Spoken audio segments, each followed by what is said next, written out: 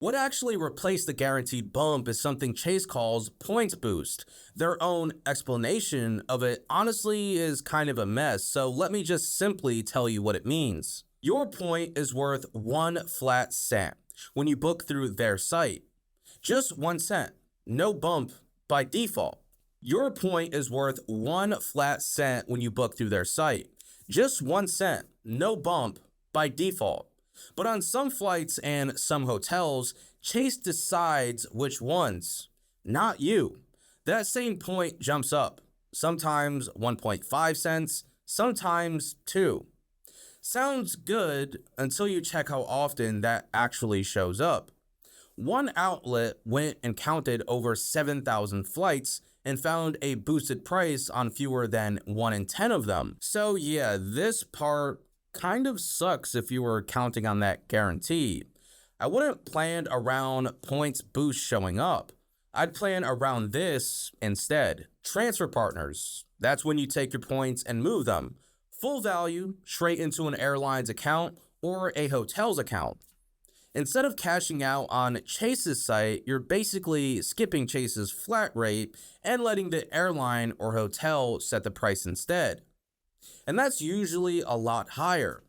This is where the real value in this card has always lived, honestly. And it matters even more now that the guaranteed bump is now gone. Now, before you get too excited about transfer partners though, there's 2 things Chase changed that I have to mention because they definitely didn't put them on the homepage. So first, that automatic 10% bonus you used to get every year on your account's anniversary, it's gone. Even if you already had the card before June 15th, you'll still earn it on stuff you buy through October 1st. After that, it's done for everyone. Second, and this one actually annoyed me a little, because I like nice hotels. Transferring points to World of Hyatt used to be 1-to-1. Now it's 4-to-3. So you need more points for the same hotel night. And the same cutoff applies.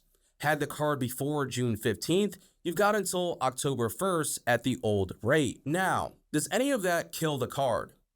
I don't think so. 2 things got worse, a lot got better. And Chase obviously wasn't going to lead with the 2 worst things. That's just how press releases work. But you should hear both sides from me and not find out at checkout. So that's the whole card, good and bad.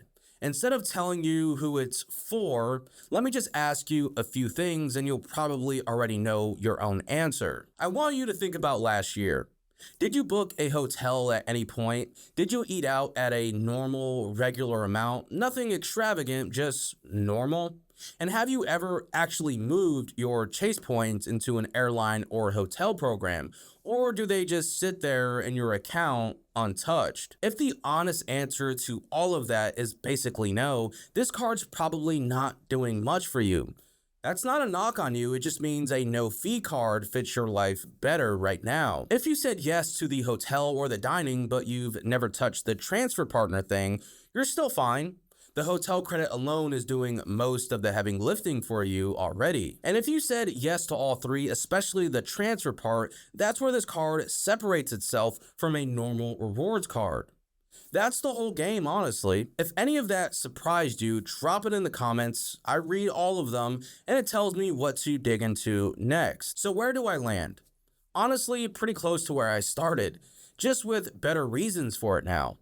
If you travel, even occasionally, or eat out at a normal amount, I think it's a clear yes. The hotel credit alone gets you most of the way to the fee, and everything past that is just extra. I'm not counting the Apple TV or the welcome bonus as automatic wins, because those depend on you. But even without them, the math holds up fine on its own. If you genuinely don't travel and don't eat out much, and that's not changing anytime soon, I'd skip it. Not because the card's bad, because you'd be paying for stuff you'd never actually use. And there's better options out there with no fee at all, and you can save your $95 a year. But please now go run your own numbers before you decide anything.